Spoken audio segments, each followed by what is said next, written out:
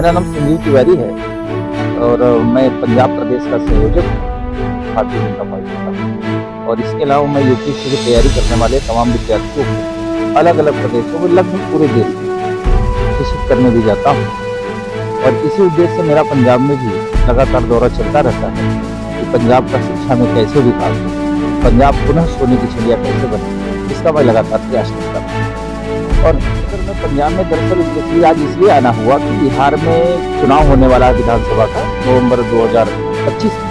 तो उसी संदर्भ को लेकर हमारी पार्टी की नीतियाँ होती हैं अलग अलग प्रदेश में जहाँ भी लोग रह रहे हों सब जगह कार्य किया जाए और उस पर्टिकुलर प्रदेश से जुड़े हुए जो लोग हों उन तक पहुँचाया जाए और उन तक सरकार की नीतियों को आदरणीय माननीय यशस्वी प्रधानमंत्री मोदी जी की नीतियों को जन जन तक पहुँचाया जाए और विकसित भारत के संकल्प को कैसे हासिल किया जाए इसके लिए हम लोग लगातार कार्य कर रहे हैं।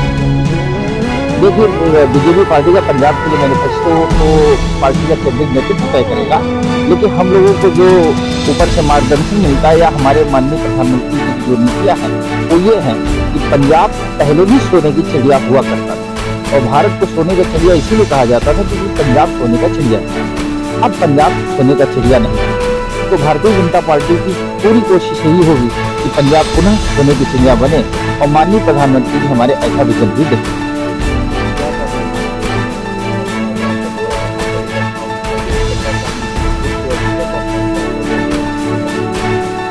देखिए, दो तीन कारण मतलब जो पंजाब में मुझे दिखते हैं। पंजाब में एक तो क्या हुआ, सर की नाम है? मेरा नाम संजीव तिवारी है और मैं पंजाब प्रदेश का संयोजक हूँ भारतीय जनता पार्टी का।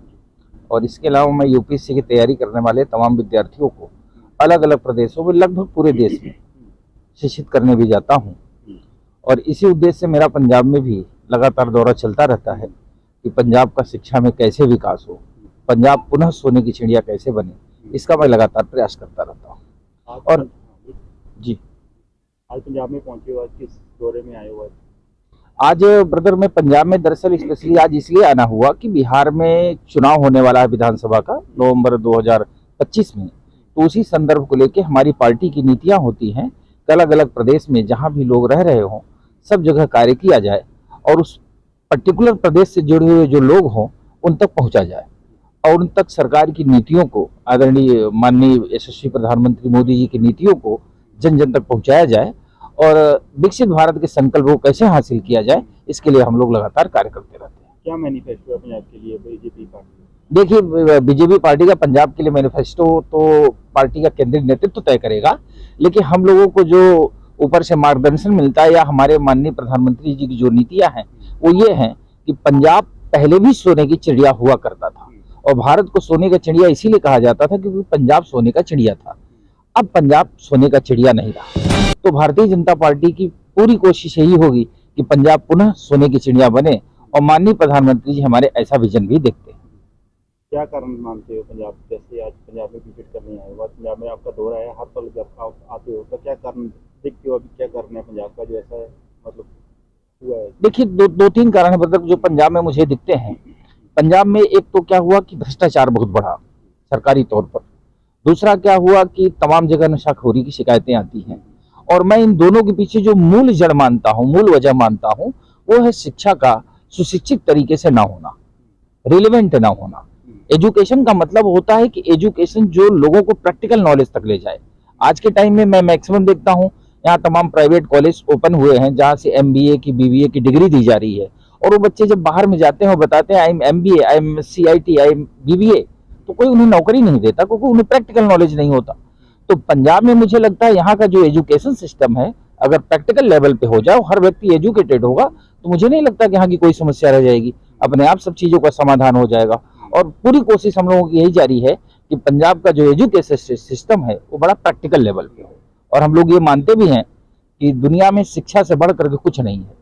एक बड़ी फेमस कहावत है कि सुनाया जाता है कि कलम हमेशा तलवार से ज़्यादा शक्तिशाली होती है, तो फोकस हमेशा कलम पे होना चाहिए। इस प्रकार आज देखा जा रहा है कि आज अरविंद केजरीवाल भी पंजाब का दौरे में है, लुधियाना के दौरे में 2 दिन के दौरे में, और लुधियाना में आज मीटिंग हुई है, उसमें बोला कि जब जैसे पंजाब में आप बीजेपी लेके आओगे तो वो सही नहीं है। तो क्या समझते उसका कारण क्या समझते? देखिए, केजरीवाल जी की नीतियों को तो ऑलरेडी दिल्ली ने नकार दिया पूरे देश निकाला हो, गुजरात में भी लड़े, गोवा में भी लड़े।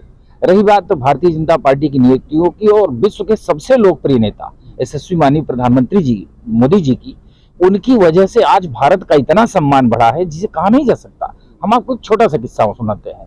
केजरीवाल जी की बात का क्या खंडन करना, वो तो उनकी बात खंडन करने लायक भी नहीं है। छोटा सा किस्सा सुनाते हैं।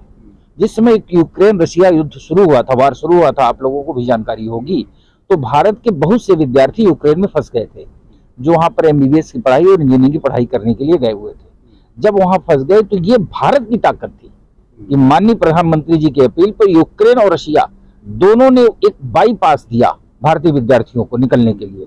और इतना ही नहीं, भारतीय विद्यार्थी तो उसमें निकले ही, पड़ोसी पाकिस्तान वाले भी उसमें से बैठ के निकले और वो भी रास्ते भर मोदी जी की जिंदाबाद करते हुए आए। तो हम समझते हैं कि विश्व में राष्ट्र का मतलब होता है, राष्ट्रीय नेतृत्व का मतलब होता है विश्व में देश का नाम रोशन करना। छोटी छोटी बातों को, और केजरीवाल जी अपनी कौन सी बात कहेंगे? केजरीवाल जी को तो दिल्ली ने नकार दिया और सारे लोग जानते हैं केजरीवाल जी के ऊपर कौन सा स्कैम का चार्ज लगा हुआ है। उस पर मैं बात नहीं करना चाहता, सबको पता ही है पहले से। तो फिर अभी क्या लेके आ रहे हो पंजाब के लिए? पंजाब के लिए ही लेके आ रहा हूँ भाई साहब कि पंजाब को पुनः सोने की चिड़िया बनाना है और जन जन तक एक ही बात बतानी है कि हम शिक्षा का विकास करके पंजाब को पुनः सोने का चिड़िया बना सकते हैं। मैं समझता हूँ व्यक्ति की समझ का जब विकास होगा ना, और पंजाब जब बेहतर शिक्षा की ओर बढ़ेगा, तो पंजाब का अपने आप भला होगा, पंजाब पुनः सोने की चिड़िया बनेगा। आम आदमी पार्टी ने भी शिक्षा और स्वास्थ्य को लेकर मतलब कि अपना मुद्दा उठाया था, उसी को लेकर आगे चल रहे हो? देखिए, उनका मुद्दा तो दिल्ली ने, मैं कहा ना अभी तत्कालिक बात है, दिल्ली ने पूरी तरह से नकार दिया। अगर वो राष्ट्र विकास में इतना ही बेहतर कार्य कर रहे थे तो राष्ट्र उनका साथ देता। ऐसा नहीं है, दिल्ली देश की राजधानी है और ऐसा कहा जाता है कि वहां पर पूरे भारत के लोग अलग अलग जगहों से आके रहते हैं, सबका प्रतिनिधित्व करती है। तो ये दिल्ली की जनता ने नकारा है, इसका मतलब कहीं ना कहीं कोई ना कोई कमियां पाई होंगी। तो वो कहते हैं और हम करते हैं, यही हमारे उनकी नीतियों मंत्र है। भारतीय जनता पार्टी की कथनी और करनी मंत्र नहीं होता। माननीय प्रधानमंत्री जी ने आज तक जितनी बातें कही वो सारी बातें पूरी हुई। वो एक बहुत फेमस लाइन बोलते हैं, मोदी की गारंटी मतलब गारंटी की गारंटी। तो बहुत बड़ी बात है और देश उन पर विश्वास करता है, वही हमारे लीडर है। आम आदमी पार्टी के 3 साल पूरे हो चुके थे, तो केजरीवाल जी कह रहे थे कि मतलब कि अपना यहाँ पे जो पार्टी मतलब जो भी जीतेगी कांग्रेस या पार्टी बीजेपी को जितवा देंगे तो यहाँ के उनके काम रुक जाएंगे सारे। देखिए, केजरीवाल जी ये बात तो दिल्ली में भी कहते थे, पर वहां ऐसा हुआ। आज पंजाब की टूटी हुई सड़कें, दिल्ली में भी चारों तरफ कूड़ा दिखता था, दिल्ली में भी सड़कें टूटी हुई थी, चारों तरफ पोल्यूशन का वातावरण था। अब आप देखिए दिल्ली धीरे धीरे ट्रैक पे आ जाएगी, क्योंकि वहां सरकार जो डबल इंजन की सरकार, और हमारी सरकार में इंजन जो सबसे मजबूत इंजन है आगे, और ऐसा इंजन है जो विश्व का सबसे लोकप्रिय इंजन है, वो है माननीय प्रधानमंत्री जी। तो उनके हुए अगर छोटा कोई पीछे वाला इंजन थोड़ा कमजोर भी होता है ना, तो दौड़ता तेजी से है।